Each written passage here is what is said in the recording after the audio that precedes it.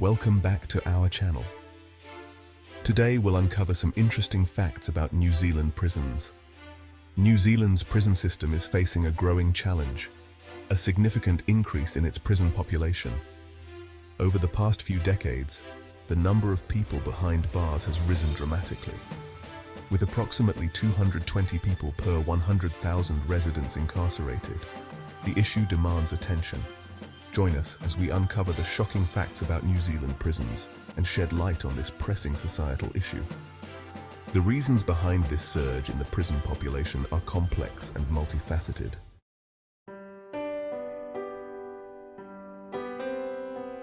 One of the most striking aspects of New Zealand's prison population is the disproportionate increase in the number of women behind bars. While men still make up the majority of inmates, the rate of increase in female incarceration has outpaced that of men in recent years.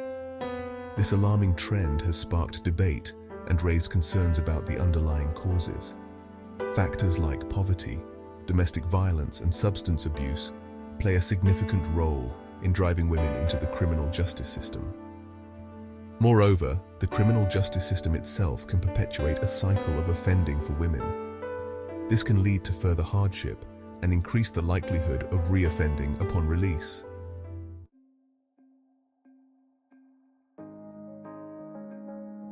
While the overall prison population in New Zealand has grown, the increase in the number of women entering the system is particularly alarming. Women now constitute around 7 to 10% of the total prison population, a figure that has been steadily rising over recent years. This trend reflects a global pattern of increasing female incarceration, raising questions about the unique challenges faced by women that lead them into the criminal justice system. To address this issue effectively, we need to look beyond the stereotypes and understand the systemic factors that contribute to female offending. Poverty, unemployment, and lack of education can create a cycle of deprivation that increases the risk of criminal activity. Women struggling to make ends meet may resort to theft, fraud, or drug-related offenses as a means of survival.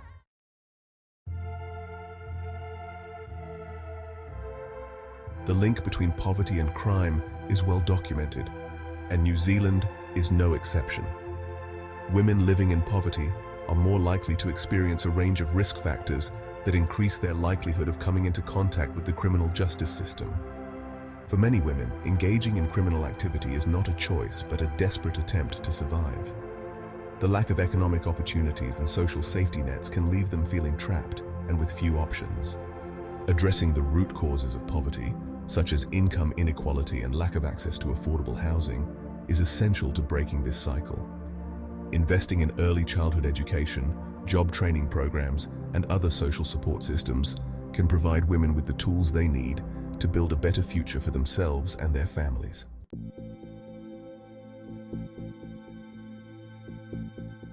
Domestic violence is a significant factor in female offending. New Zealand has one of the highest rates of domestic violence. Trauma from abuse leads to mental health issues and substance abuse. Many women offenders have experienced abuse from partners or family members. A trauma-informed approach is essential for their healing and support.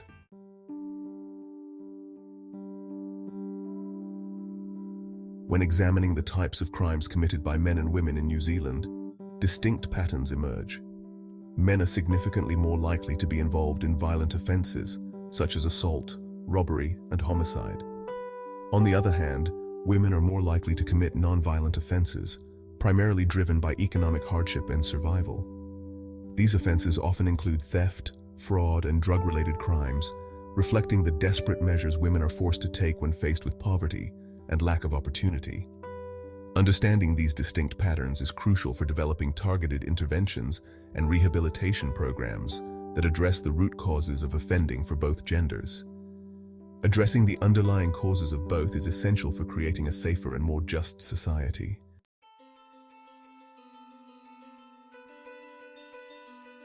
While nonviolent offenses may not involve physical harm, their impact on individuals and communities should not be underestimated. Theft, for instance, can leave victims feeling vulnerable and violated, while fraud can have devastating financial consequences. In the case of women offenders, nonviolent offenses are often a symptom of their marginalized status. Driven by poverty, lack of education, and limited job prospects, many women resort to these crimes as a means of survival or to provide for their families. The criminal justice system, therefore, needs to move beyond simply punishing these offenses and focus on addressing the root causes.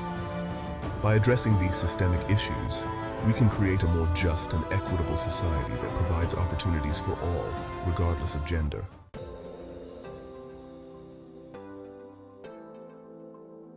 New Zealand's prison system, while grappling with challenges, is also recognized for its innovative approach to rehabilitation. One of the most distinctive features is the emphasis on cultural sensitivity, particularly in addressing the needs of Māori offenders. Māori, the indigenous people of New Zealand, are disproportionately represented in the criminal justice system, reflecting historical injustices and ongoing systemic issues. To address this disparity, New Zealand has implemented specialized rehabilitation programs that incorporate Maori cultural practices and values. These programs, known as Maori Focus Units, MFUs, are designed to provide culturally appropriate support and guidance to Maori offenders, fostering a sense of belonging and connection to their heritage. This culturally grounded approach has shown promising results in reducing recidivism rates among Maori offenders.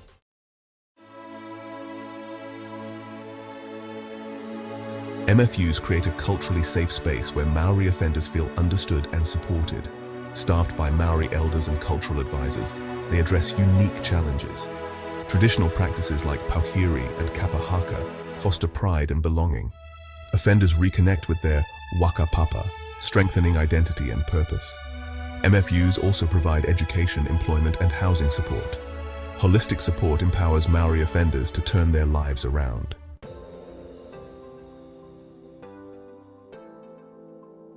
The impact of MFUs extends beyond individual offenders, reaching into families and communities.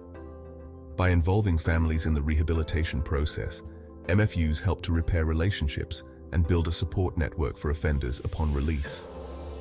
Family members are invited to participate in cultural activities, workshops, and family therapy sessions, fostering understanding and reconciliation. This holistic approach recognizes that rehabilitation is not just an individual journey, but a collective effort that involves the wider community. Moreover, MFUs work closely with local Maori organizations and communities to provide ongoing support for offenders upon reintegration. By building bridges between prisons and communities, MFUs help to break down stigma and create a more supportive environment for ex-offenders.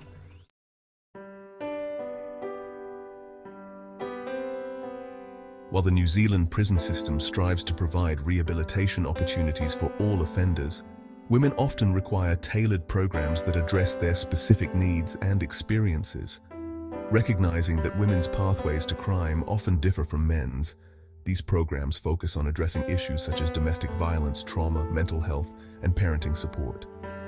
Rehabilitation programs for women often incorporate trauma-informed care, which recognizes the pervasive impact of trauma and seeks to create a safe and supportive environment for healing.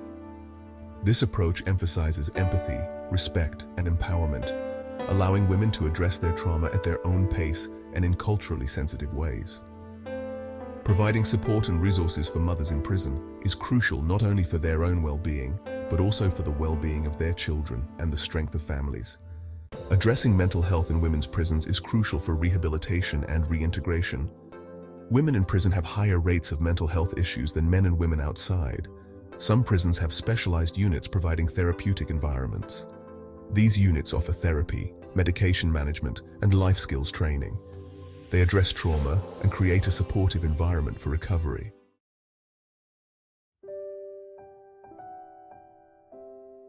For many women in prison, maintaining contact with their children is a powerful motivator for rehabilitation. Recognizing the importance of the mother-child bond, New Zealand prisons have implemented programs that facilitate visits, phone calls, and letter writing between incarcerated mothers and their children. Some prisons even have dedicated spaces for family visits, designed to be child-friendly and welcoming. Beyond facilitating contact, some programs also offer parenting classes and support groups for incarcerated mothers. These programs provide guidance on how to maintain healthy relationships with their children despite the challenges of incarceration, as well as practical advice on parenting from a distance. By supporting incarcerated mothers in maintaining strong bonds with their children, these programs aim to reduce recidivism rates and promote family reunification upon release. The New Zealand correctional system recognizes that rehabilitation extends beyond prison walls. Maintaining and strengthening family ties is vital for reintegration. These connections provide emotional support and a reason to strive for a better future. Prisons facilitate visits, phone calls, and video calls to keep inmates connected. These interactions reduce isolation and remind inmates they are not defined by their past. Reintegration after incarceration is challenging, fraught with obstacles and setbacks. They face stigma, limited employment, and difficulty accessing housing and services. Community support is vital, offering housing, job training, and mental health counseling. By engaging with ex-offenders and offering second chances, communities help dismantle barriers.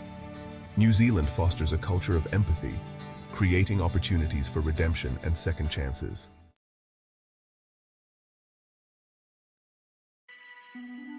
New Zealand's prison system faces significant challenges. Overcrowding, limited resources, and complex inmate needs are ongoing hurdles. Addressing these issues is crucial for a safer society. Investing in early intervention and comprehensive support is vital. Expanding restorative justice and alternative sentencing can help. Incarceration alone is not the solution. A multifaceted approach is essential for a just society. Thank you for joining us. Like, subscribe, and share to spread awareness. Stay informed and engaged in building a just world.